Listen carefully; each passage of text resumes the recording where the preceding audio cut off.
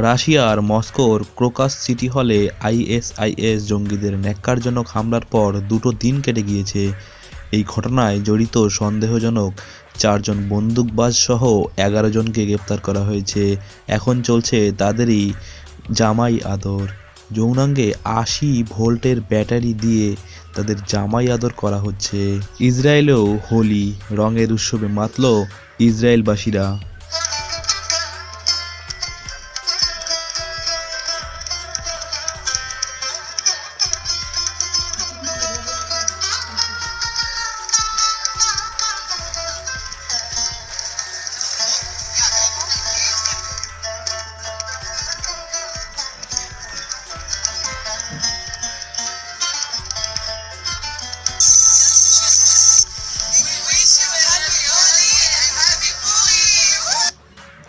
উচ্চমাত্রার ভূমিকম্পে ভেঙে চুরমার হয়ে গেল গোটা শহর।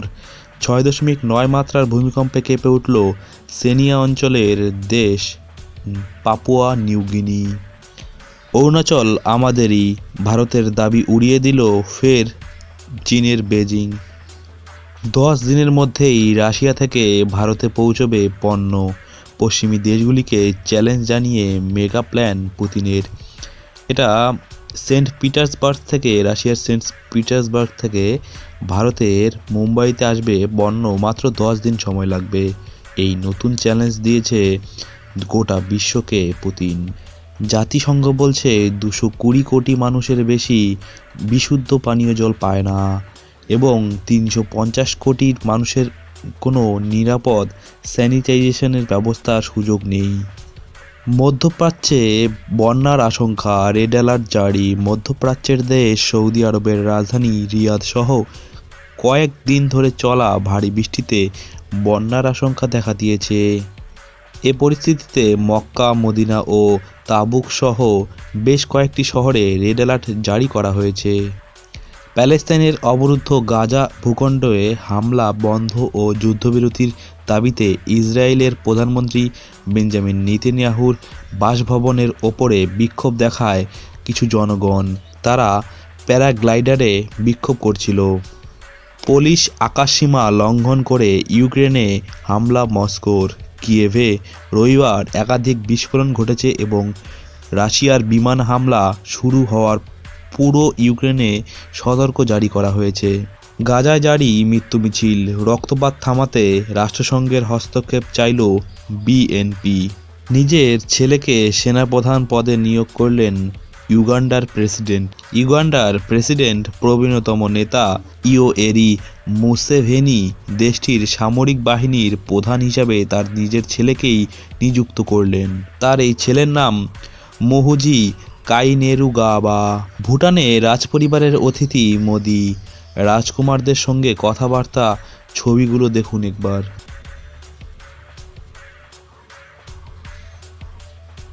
রাশিয়ার পরে এবার গৃহযুদ্ধ দীর্ণ। সিরিয়ার হত্যালীলা চালালো ইসলামিক স্টেট আইএসআইএস জঙ্গিরা। সোমবার উত্তর সিরিয়ার মরু অঞ্চলে অন্তত 11 জনকে তারা হত্যা করেছে। বাংলাদেশের মন্দিরের জমিতে মসজিদ, গর্জে উঠল হিন্দুরা। কয়েকদিন আগে বোয়িংয়ের বিরুদ্ধে তার নিজেরই কোম্পানির একজন কর্মী সমালোচনা করেছিলেন বোয়িংয়ের যে যন্ত্রপাতি রয়েছে তার মান নিয়ে। তো এখন সেই তদন্তের নাগপাশে আতঙ্কে বোয়িং। পদত্যাগ করল সিইও ডেভ ক্যালহাউন। পেটের মধ্যে জীবন্ত মাছ, এমন অদ্ভুত ঘটনাই ঘটল ভিয়েতনামে। অস্থির যন্ত্রণার কারণে লোকাল যে চিকিৎসক রয়েছে তার কাছে গিয়েছিল, কিন্তু কোনো কিছুই ধরা পড়ছিল না। পরবর্তীকালে অসুস্থ হয়ে যাওয়ার পর হাসপাতালে তার চিকিৎসার ফলে দেখা যায় যে তার পেটের ভিতরে রয়েছে একটি জীবন্ত মাছ। অপারেশনে তার সুস্থভাবে অপারেশন সম্পন্ন হয় এবং তিনি সুস্থ এবং স্বাভাবিক রয়েছে। এবার আমেরিকায় যাচ্ছে ভারতের বিশুদ্ধ দুধ আমুল, এমনটাই শোনা যাচ্ছে। গাজায় ফের ইসরায়েলের অভিযান, গ্রেপ্তার 300-এরও বেশি লোক। রমজান মাসে গাজায় যুদ্ধবিরতি, রাষ্ট্রপুঞ্জে প্রস্তাব পাশ হতেই আমেরিকাকে নিশানা করেছে ইসরায়েল। মস্কোর কনসার্ট হল হামলা নিয়ে তীব্র মন্তব্য করেন রুশ প্রেসিডেন্ট ভ্লাদিমির পুতিন। তিনি বলেন, হামলার নেপথ্যে রয়েছে কট্টরপন্থী ইসলামিক দলের সদস্যরা। কঠোর রাশিয়া। মস্কোর কনসার্ট হলে হামলার অভিযোগে যাবজ্জীবন কারাদণ্ড হল একজনের। সেই অভিযুক্ত একজন তাজিকিস্তানের বাসিন্দা। ভারতীয় পণ্য বিসর্জন বা বয়কট নিয়ে বাংলাদেশের সিদ্ধান্তে হতবাক গোটা বিশ্ব। বাংলাদেশে ইতিমধ্যে শুরু হয়েছে ইন্ডিয়া আউট বা ভারতীয় পণ্য বর্জনের প্রচার। এই প্রচার সোশ্যাল মিডিয়াতেও ছড়িয়ে পড়ছে। অভিযোগ উঠছে, ভারত বিরোধী এই প্রচারকে সরাসরি সমর্থন করছে বাংলাদেশের বিরোধী দল বাংলাদেশ জাতীয়তাবাদী দল বিএনপি। ঘটনার তীব্র বিরোধিতা করেছে আওয়ামী লীগ। বাংলাদেশের বিদেশমন্ত্রী হাসান মাহমুদ সাংবাদিক বৈঠকে অভিযোগ করেছেন, বাজারের স্থিতিশীলতা নষ্ট করে পণ্যের দাম বাড়ানোর জন্য এই বয়কট ডাক দিয়েছে এরা। হাসপাতালের প্রসূতি বিভাগে লুকিয়ে রাখা আছে গ্রেনেড। ভিডিও প্রকাশ করল সেনাবাহিনীরা। ইসরায়েলের সেনাবাহিনী সোমবার গাজার শিফা হাসপাতাল হামলা চালায়।